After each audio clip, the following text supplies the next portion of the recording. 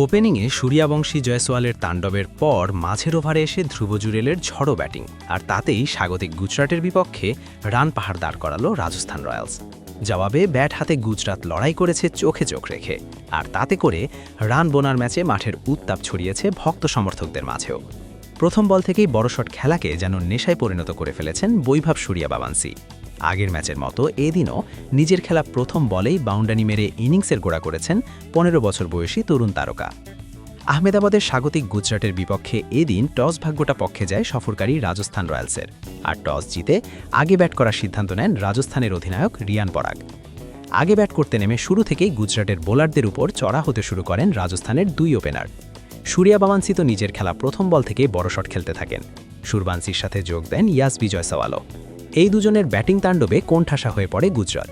ইনিংসের পঞ্চম ওভারেই দলীয় অর্ধশতকে পৌঁছায় রাজস্থান। পাওয়ার প্লের শেষ ওভারেও ব্যাট হাতে দাপট দেখায় জয়সওয়াল, আর তাতে করে ৬ ওভারে রাজস্থানের সংগ্রহ দাঁড়ায় বিনা উইকেটে ৬৯ রান। পাওয়ার প্লের পরে অবশ্য আঘাত হানেন রাশিদ খান, বিদায় করেন বৈভব সূর্যবংশীকে। ডিপ মিড উইকেটে গ্লেন ফিলিপসের হাতে ক্যাচ দেবার আগে সূর্যবংশীর ব্যাটে আসে ১৮ বলে ৩১ রান। ১৫ বছর বয়সী ব্যাটারের বিদায়ের পর জুরেলকে সাথে নিয়ে বড় সংগ্রহের দিকে এগোতে থাকেন জয়সওয়াল। এই দুই ব্যাটারের উপর ভর করে ১১তম ওভারে দলীয় শতকে পৌঁছায় রাজস্থান। পরের ওভারে ৩২ বলে ব্যক্তিগত অর্ধশতকের দেখা পান জয়সওয়াল, যদিও পরের ওভারে ফিরতে হয়েছে এই বাঁহাতি ব্যাটারকে। রাবাদার বলে আউট হওয়ার আগে তার ব্যাটে আসে ৩৬ বলে ৫৫ রানের ইনিংস। অধিনায়ক রিয়ান পরাগও টিকতে পারেনি বেশিক্ষণ। এক ছক্কায় ৪ বলে ৮ রান করে প্যাভিলিয়নের পথ ধরেছেন এই ব্যাটার। সেই একই ওভারে ক্রিজে নেমে টানা ২ ছক্কা হাঁকান সিমরান হেটমায়ার। জুরেলকে সাথে নিয়ে ব্যাটিং তাণ্ডবের প্রস্তুতিটাই সারছিলেন এই ক্যারিবিয়ান। তবে আশোক শর্মার শিকার হয়ে প্যাভিলিয়নে ফেরত যেতে হয়েছে এই ব্যাটারকে। ৮ বলে ১৮ রানেই থেমেছে হেটমায়ারের ইনিংস। ফেরাও ফেরেছেন দ্রুত। রাবাদার বলে আউট হওয়ায় ব্যাটার করেছেন মাত্র ১ রান। তবে এক প্রান্ত আগলে রেখে তখন বড় শট খেলতে থাকেন ধ্রুব জুরেল। ইনিংসের ১৭তম ওভারে ৩০ বলে ব্যক্তিগত অর্ধশতকের দেখা পান এই উইকেট রক্ষক ব্যাটার। শেষ পর্যন্ত এই জুরেলে ভর করে দলীয় ২০০ পেরিয়ে যায় রাজস্থান। ইনিংসের শেষ ওভারে বিদায় নেন এই ব্যাটার। ততক্ষণে তার ব্যাটে আসে ৪২ বলে ৭৫ রানের এক ঝলমলে ইনিংস।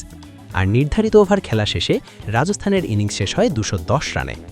গুজরাটের হয়ে দারুণ শুরু পায় কুশাগ রাউস ও সাই সুদর্শন।